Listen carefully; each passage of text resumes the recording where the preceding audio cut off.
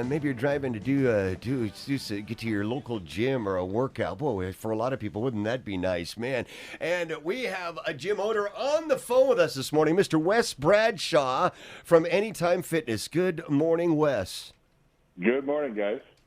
Man, nice to have you on. Thank you so very much. Kind of been following your story, for months now, Wes. And I guess, first of all, I guess you can say, congratulations in line, do you think? You. I mean, you escaped about $40,000 in fines. Well, I guess, what now? What now for you, Wes? Are you kind of waiting for this appeal by the L&I? Do you expect that or what? well, I don't really know what they're going to be doing going forward. Nothing I can really do to control that. But Yeah. ultimately, when all the evidence and everything was looked at by the judge, obviously, there's nothing to fine us over. So it's kind of what we knew all along, and just another case of the government trying to bully a small business owner and our customers around. One of the largest fines in the state, and one of the I think it was first. the first one too. Yeah. Think they were Yeah. trying to make an example out of you guys? Oh yeah, without a doubt. Like we went over last time I was on. I mean, it's absolutely want to make an example out of this. Is what happens when you don't follow exactly whatever arbitrary or draconian type of quote unquote rules that they're putting down. So 4 AnyTime Fitness gyms in the Valley you own. yeah, that's correct. How's this whole COVID thing hit you? Has it hit your Oh, it's your definitely clients? hit us. Our clientele. I think what's happened now is a lot of people. It's not just gyms. I mean, so many people are out of work and things that it's just making you're seeing the kind of the trickle down of losing jobs and people not having income, and that's going to start to affect all the other businesses that whether they're open or not, people just aren't going to have the money to spend, and we need more companies, more places to open up and support their employees and their employees' families, and everybody shop local and get through this stuff. It says that the department said the gym exposed its employees to COVID-19. Department of Labor spokesperson, your attorney Scott Brumbeck says didn't have the proof of that. That's correct. Department of Labor and Industry spokesperson Tim Church says the agency disagrees with the decision. Right. Well, it doesn't surprise me that they disagree. I mean, they did try to implement some fines. I'm sure they're not happy with the result of what the judge's decision was, but ultimately, like I said, I mean, you look through all the evidence presented and what's going on, and there was no reason for any fines. So, Wes, what's So your? again, Go ahead. Oh, just going back to like what you touched on earlier. I mean, it's just all a attempt to make an example out of a small business, and really there's nothing to. I mean, if anything, we've been a good example. Yeah. And I mean, we could be helping a lot of people. So Yeah, that's the odd thing here that they close these things down where people could be getting healthy. How's the reaction been? Are you getting a lot of support? yeah, oh, absolutely, yeah, crazy amounts of support, and I just love all the people and love our customers and people that aren't our customers, and just especially the longer. What are we on month 9 or 10 of this type of stuff? And as it goes further and further, I mean, you're just seeing more support. I mean, we go from a 2-week everybody closed down and mask up to open up to, if that stuff worked, what are we doing it again for? Yeah. I mean, there's kind of a follow the science. Well, what is the science? There doesn't seem to be much of it really. So I mean, the definition of insanity, right, is continue to do the same thing over and over again and expect different results. And it's really pretty sad what's happening to a lot of people. Do you feel that you got people watching your businesses now, ready to report you and stuff like that? Do you feel that at all? Without a doubt. There's, and I'm sure there always has been. There's always going to be somebody out there that's got it out for you or whatever. But that's also, I've been doing this long enough. That's also just part of being in business all the time. Yeah. So, you're always, unfortunately, this climate especially, you got to watch your back with everything. So, but that's fine. I mean, we're not doing anything. We're not breaking any rules. We're not hurting anybody. We're just, keep on keeping on. You got a message to other business owners? I mean, have other business owners come to you and said, tried to help you, or how you doing this, or is there a message to other business owners? Yeah, there is. Every business is different, and so I've had a lot of people reach out like, hey, how do I do this? That type of thing.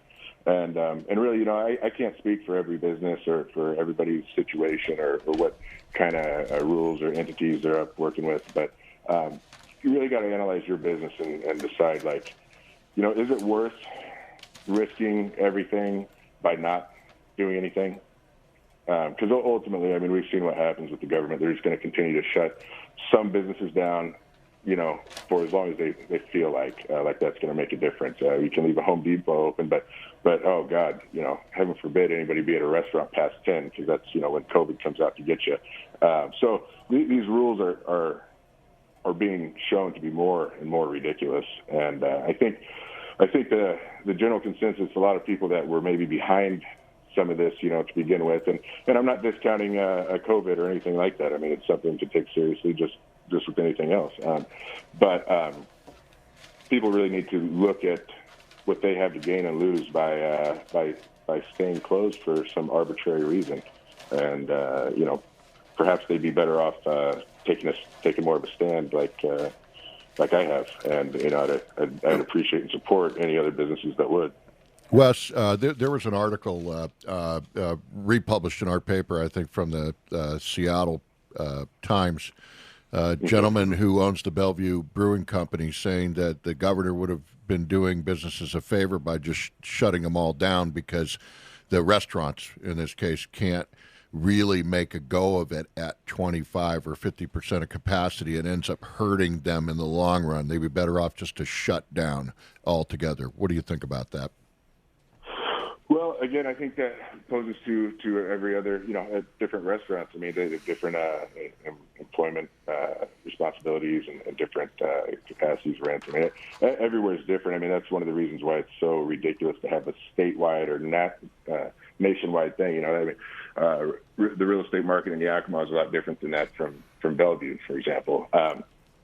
But I do think that if you're going to do a shutdown for anybody to get actually behind this all the way, I mean, don't you think like a pot shop or a Home Depot ought to be shut down too, not just restaurants? And it's just such an arbitrary, ridiculous thing. And when people use the argument, well, use science. Well, where's the science that says that, hey, 2x4s are fine, but lifting weights is no good? Again, just completely arbitrary stuff. And I think the general consensus of most of the public is to agree with that, and I think we're starting to see that pushback now. I think you're right about that. I mean, my opinion is they should have left it up to the localities, to decide what was best in their area. And granted, there still would have been, don't you think there still would have been pushback? I mean, let's just say that they said, okay, every county do their own thing within certain guidelines, and you had to shut down regardless because the Yakima County Commissioners decided that was appropriate. You'd still be pushing back on that, wouldn't you? Well, yeah, and absolutely. But, there's also the other side of the pushback that you got to consider. If everybody was really behind this, if everybody really thought, hey, we should be shut down, then there wouldn't be these businesses that want to open. There wouldn't be anybody to support them. Mm-hmm. There's basic economics, and if the entire public is scared to use a product or really believes in all this, then things are going to shut down anyway. Mm-hmm. And that's something that it's a government overreach, and instead of letting American citizens make their own choices, and I believe that I doubt there's much information out there that everybody doesn't already kind of know. about what's going on. Yeah. Right. And so people, I think, are educated enough to make their own decisions by now. And I think that's lost in this. It's a government overreach, and it's impeding Americans' rights to be American. Yeah, no, I agree with you. I think we should be doing it on a local basis.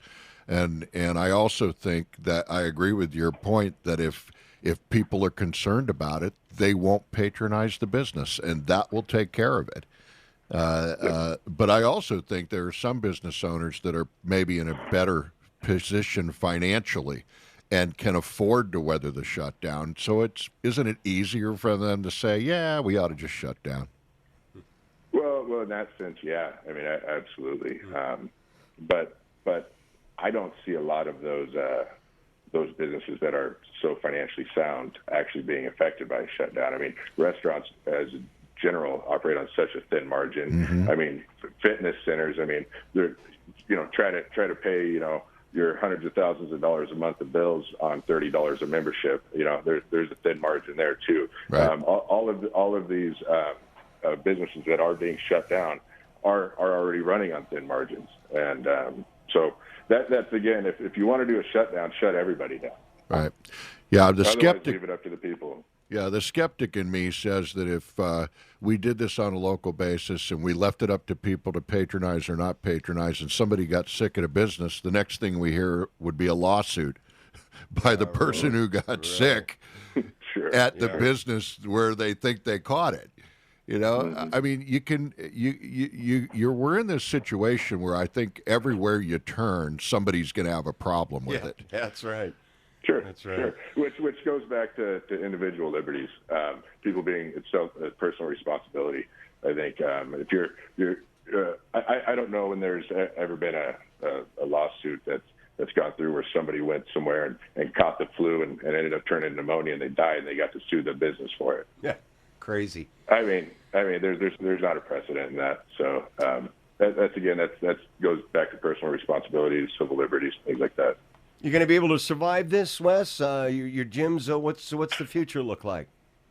Yeah, absolutely. No, we're excited for the future. We're excited that we're able to show how important we are for our communities and for people's overall health, mental, physical, their immune health, everything like that. And we're not going anywhere. Excellent. Wes Bradshaw, thanks Absolutely. for speaking your mind and taking some time with us this morning. We really appreciate thanks, it. Guys. We know there's all your support. we know there's a lot of supporters out there listening right now. So we wish you all the luck. Yeah. And I really just hope anybody that's got the ability or the chance, to be safe, open up, take care of your employees, your families, and your customers.